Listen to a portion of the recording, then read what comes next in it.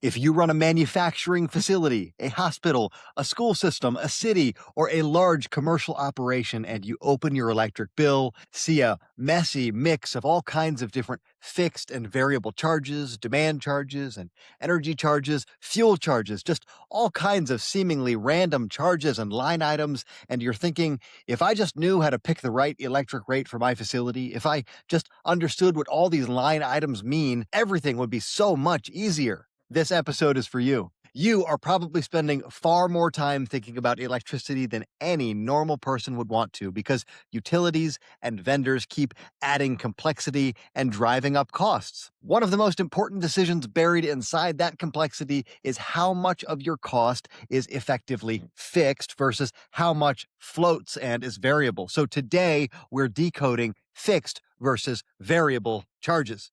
By the time we're done, you will know what fixed and variable really means on a commercial bill. When more fixed cost is actually your friend, when more variable exposure can either help or hurt you, and how to look at your own data so you can pick the rate structure that fits your operation instead of guessing. I'm Daniel Burke. This is Energy Answers by Tactical Energy Group. If you're a plant manager, facility manager, superintendent, COO, or energy manager at a manufacturer, industrial facility, retail operation, school system, or healthcare provider, this episode is absolutely built for you. We're going to talk about fixed versus variable charges at the level where you can sit down with finance and your utility rep, and you will drive the conversation. So let me start with a clear answer to the decision question. You asked which commercial utility rate structure, fixed or variable, offers the best balance of cost savings and budget predictability for my operation. Here's the short answer. There is no universally better fixed or variable structure. The right answer depends on your actual load profile, your load factor, and your tolerance for budget swings. High, stable loads with limited flexibility often benefit from structures with more known cost and fewer volatile riders. Seasonal, flexible, or efficiency-focused operations can benefit from more variable exposure if they manage KW, KWH, and timing very well. You only find the right balance by taking your real data, running it through the specific rates your utility offers, and seeing which structure gives you the effective all-in cost and budget stability you want. Now let's build the foundation. First, a quick refresher. What is actually on your bill? Every commercial electric bill has three broad pieces. One, energy charges. That is the kilowatt hours you consume, how many units of electricity flowed through the meter. Two, demand charges. That is the highest rate at which you asked for power over a short window, usually 15 or 30 rolling minutes. That is measured in kilowatts or kW. Three, fixed charges. These are monthly line items that are there whether you use a little or a lot, or in some instances, nothing at all. Customer charges, basic service charges, sometimes certain minimums. Different rates weigh those pieces differently, but they're always there in some form or another. Now, what do we actually mean by fixed and variable charges? Very important we get this right at the beginning. Fixed charges are costs that stay the same inside a billing period, regardless of how many kilowatt hours you use. They exist to cover things like poles, wires, transformers, meters, billing systems, and the basic cost of keeping the grid ready for you and everyone else. So that can include your basic customer charge. It can include certain kinds of demand charges once they're set for the period. It can include infrastructure-related fees and some administrative items. Variable charges are costs that scale directly with your use. More kilowatt hours, more of this cost. Less kilowatt hours, less cost. That includes your energy charge per kilowatt hour, fuel riders, fuel adjustment charges, and per unit taxes and riders that attach themselves to kilowatt hour consumption. So on paper, that's a clean distinction. Fixed does not change with volume, variable does. On a real bill, though, it gets messy because some things that look fixed are actually pinned to your worst case behavior. And this is where demand-based rates and power only rates come in to the equation. So let me draw a line between two big categories of commercial rates. On one side, you have demand based rates. These are the classic commercial and industrial tariffs where you pay a separate demand charge in dollars per kilowatt or cost per kW and an energy charge in cost per kilowatt hour. On those rates, your effective cost is not just the cost per kilowatt hour. It's driven by your peak kW, your peak demand, your total kilowatt hour consumption, and how those two relate to each other. And we'll come back to that a little bit later when we talk about load factor. On the other side, you have power only or general service rates that are just a flat fee per kilowatt hour with little or no separate demand component. You pay mainly for units consumed, just kilowatt hours. Those are common for smaller or more variable operations that do not justify full demand based treatment. From the perspective of fixed versus variable, a pure power only rate behaves more like a simple variable structure. You pay a known price per kilowatt hour, use more, pay more, use less, pay less. There may still be a small fixed customer charge, but most of that money flows through kilowatt hour consumption. A demand based rate mixes both. The demand portion feels fixed once it's set for the month or longer if there's a ratchet, and the energy portion is variable. Now, let's add rate structure terms you may end up seeing. You'll hear about bundled versus unbundled rates. Bundled means the same entity both generates and delivers the electricity. Unbundled means one company owns the poles and wires and the other sells you the energy that flows through that system. The bill either shows those as separate pieces or combines them, but underneath, generation and delivery are split. From your side of the bill, the big question is not bundled or unbundled. It's which line items are truly fixed in each scenario and which ones scale with my KW and KWH. Hopefully, you're staying with me here.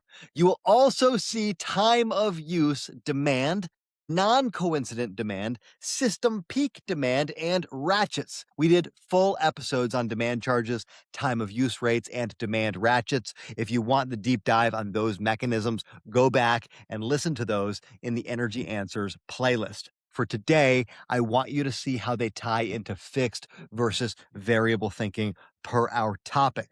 Time of use demand takes your highest kW during specific hours.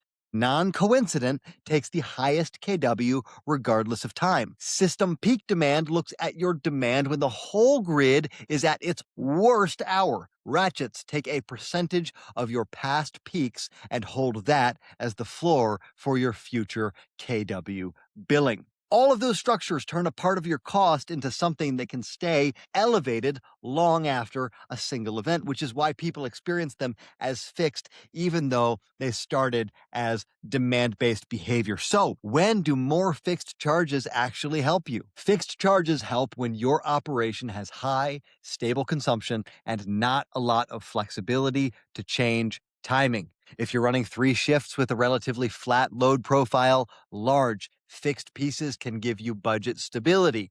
You know you're going to use the grid hard all year. Paying a known price for that access can be well worth it. They also ensure the utility has the funding to maintain infrastructure that you absolutely rely on. You do not want to run an operation at the mercy of a decaying grid. And when fixed charges make up a larger share of your bill, swings in commodity prices can show up as a smaller percentage of your total cost, not because markets stopped moving, but because more of your payment is for steel in the ground rather than fuel in the system. So where do fixed structures actually hurt you?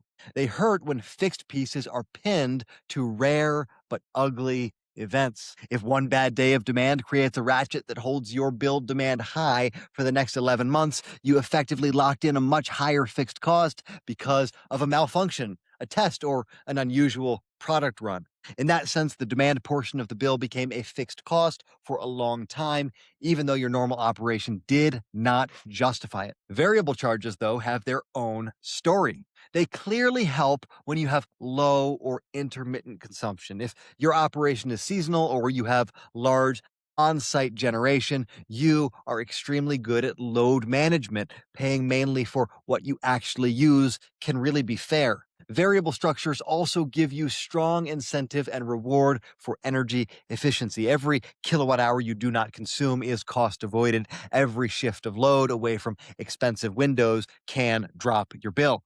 They give you direct access to low commodity prices when the market is favorable. But variable structures hurt when you have high, inflexible consumption and low tolerance for budget swings. If your process demands a lot of energy and you cannot easily move it around, exposing every kilowatt hour to market conditions means your budget can bounce with weather, fuel markets, and grid conditions. And that's fine if you can pass those charges through in your own pricing. It's not fine if you have tight margins and long pricing commitments. So, how do you sort this out beyond fixed good, variable bad, or the opposite? This is where I'm going to say something I will say in every single episode. General definitions are helpful, but they will never beat the specifics of your rate, your data, and a functional equivalent of your utility's rate calculator. You do not win by memorizing generic pros and cons of fixed versus variable. You win by taking your last 12 or 24 months of data, plugging it into the actual tariffs you qualify for, and seeing what your effective all-in rate and budget pattern would have been under each option. To do that well, you need one master metric: load factor. Load factor is the relationship between how much electricity you could have used based on your peak kW and how much you actually used. And here's how to calculate it from your bill. Okay, stay with me here. Step one, find your billing demand in kilowatts. Let's say it's 1,000 kW, all right, a megawatt. Write that down.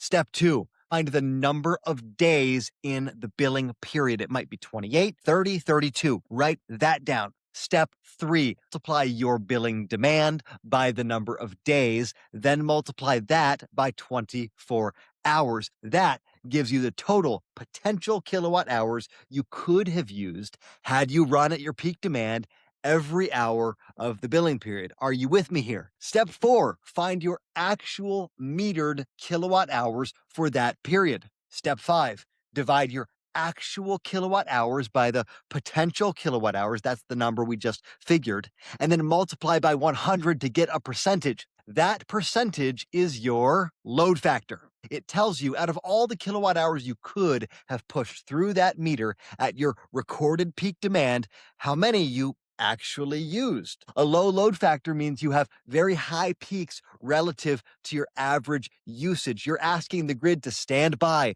with a lot of capacity you barely use. A high load factor means you're using the capacity you asked for more consistently. So why does this matter for fixed versus variable? That's the topic of the day. Because load factor is the bridge between kW and kWh. On a demand-based rate, your effective cost per kilowatt hour is not just the listed energy charge. It blends your demand charges, fixed charges, riders, and energy charges across your actual kilowatt hours. When you improve load factor, you either reduce peaks for the same kilowatt hours or you increase throughput for the same peak. Either way, you spread fixed and demand-based costs across more useful output. That is why I call load factor the master metric. It's how you evaluate whether a rate with heavier demand emphasis is working for you or against you. So instead of asking, is fixed better than variable, ask, what is my load factor? How do different rate structures treat that load factor? And what happens to my effective all-in cost per kilowatt hour and my budget pattern under each option? So let me give you a practical process you can actually run through. First, pull at least 12 months of bills. For each month, capture total bill, total kWh, billed kW, basic fixed charges, energy charges, demand charges, and obvious riders. Second, calculate your load factor for each month using the steps we just walked through. Then look at the pattern over the course of that year. Third, calculate what percentage of each month's bill is fixed charges and demand charges combined, and what percentage is purely variable per kWh items. Fourth, Read the tariff sheets for your current rate and any alternative rates you might qualify for. Do you have a general service rate with no demand component, a high load factor rate with higher demand charges but lower energy charges, time of use variance, interruptible options? You've got to know your options. Fifth, very important, look for a ratchet clause and time of use details. If a rate has a demand ratchet, you are accepting a structure where a certain event can lock in elevated charges for many, many months. That may still be worth it if your operation is stable and your load factor is strong. You just need to see it clearly. No surprises. Sixth, take a representative year of your own data and either with your own spreadsheet or with help run that data through each candidate rate. Ask, if I had been on rate A last year, what would I have paid? And what about rate B? How lumpy would those bills have been? Seventh, layer in your risk tolerance. Is it more important to squeeze every possible cent out of the effective rate or to have a bill that moves in a narrower band so you can budget with confidence? This is also where energy management systems come in, but I want to be very precise here. What you need is not just monitoring, a monitoring system that gives you more graphs. You need a management system that does four things very specifically. First, it turns live data into actionable information. It should highlight the few levers you can pull rather than dumping raw numbers into a spreadsheet for you. Second, it supports goal setting. You want to set clear targets for metrics like load factor, peak demand, and effective cost per kilowatt hour and see how you are actually doing. Third, it provides training. It has to translate all of that structure into your real plant with your equipment, your shifts, and your constraints so operators know what to do differently on the floor. Fourth, it gives you real payback analytics tied to your specific utility rate using the most current version of the approved rate book, not some generic regional average. Without those pieces, you get data with no decisions. With them, you get a continuous energy improvement cycle that actually leverages whatever fixed and variable structures you have in your bills. So let me step back and give you my view in one specific place. Fixed versus variable charges have no default moral value. They're not for you or against you. Where you win is in understanding your utility billing, including these dynamics better than your competitors and better than most vendors who walk through your doors. Commercial and industrial customers are in competition for favorable treatment and cost structure against residential classes and heavyweight industrial classes that often have stronger regulatory voices. If you do not educate yourself, you end up in the disadvantaged group by default. That's probably where you are today. When you do educate yourself, when you understand your fixed and variable dynamics, your load factor, your tariff options, you create a real strategic advantage. You can negotiate with specificity. You can evaluate projects against your actual rate rather than a generic promise. You can avoid being stuck on outdated or suboptimal rates just because that is what you started with when you called the utility and said, plug us in. Look, I don't run your plant. That's your job. My job is to translate the mess of utility rate structures and billing and give you questions and perhaps leverage that you're definitely not getting from a sales pitch or a rate book, and definitely not from utility customer service. The bottom line on fixed versus variable charges is this: the right structure is the one that, when you run your actual data through it, gives you an effective all-in and budget pattern that your operation can live with. You find that answer by understanding load factor, deconstructing your bill into fixed and variable pieces, and testing your real numbers against the specific tariffs you qualify for, not by chasing generic promises about fixed or variable plans or anything else that someone might throw at you without any level of specificity. So let me leave you with some questions for your next morning huddle with finance, operations, or your qualified energy partner. First, over the last 12 months, what percentage of our total electricity bill has been fixed charges and demand charges, and what percentage has been variable per kilowatt hour items? Second, what is our average load factor over the last year, and how would that load factor behave under the alternative rate structures our utility offers if we qualify for them? Third, do we have any demand ratchet clauses in our current rate? And if so, are we still paying elevated demand charges because of a past event that does not reflect how we operate today? It may be the case, and it's going to be painful, but you need to know. Fourth, if we took last year's data and modeled it on a power only rate and on a demand based rate, which one would have given us the better combination of effective all in cost per kilowatt hour and budget stability? If you do not have good answers to those questions just yet, that's your homework. Now, two quick groups before we close. If you found this helpful, but you're not in the middle of a rate decision right now, the best thing you can do is send this episode to another operator, another superintendent, an executive you know who keeps asking, should we be on a different rate? Share it with them so they're not guessing anymore. And if you are actively choosing between rate structures, negotiating a new contract, or being pitched projects that depend on fixed versus variable savings, and they all do, and this is in the next 3 to 6 months, I built something specifically for you. It's called the Energy Decision Blueprint. So here's who it's for. It's for Indiana commercial and industrial operators with a serious electric bill who are actually considering, or they're being pitched, fixed rate, variable rate, or mixed rate structures right now. That might be a utility tariff change, a new facility, a shift to a different service voltage, or a contract with a competitive supplier. Honestly, it's for you if you have a big energy decision. And so here's what you get. First, we start with a short discovery and fit call. We make sure there's enough spend and enough difference between your options for it to be worth going deeper. Second, we pull your data, at least the last 12 months of bills, interval data where it's available, and context on your shifts, major loads, and any constraints on when and how you can operate. Third, we schedule a 60 to 90-minute working session, and in that session, I sit down with you, and when it makes sense, I bring in one of our other rate experts. We plug your data into the same tools we use for our existing customers and walk through what your bill is actually doing today across fixed charges, demand charges, and variable charges. We bring all of that to light, how each realistic rate option would have billed your last year of behavior, including load factor, ratchets, and time of use considerations.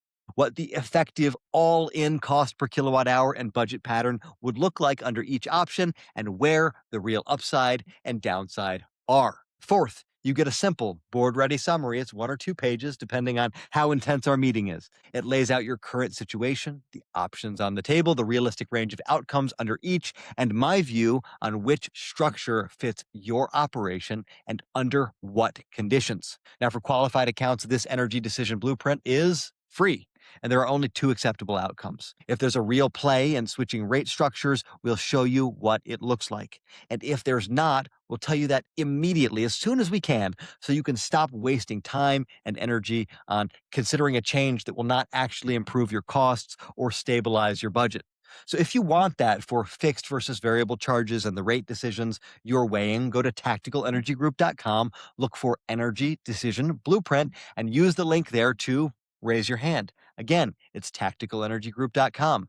Thank you for listening to Energy Answers by Tactical Energy Group. If this helped, send it to another operator who's dealing with the same headaches, and visit tacticalenergygroup.com to get more practical tools for your facilities.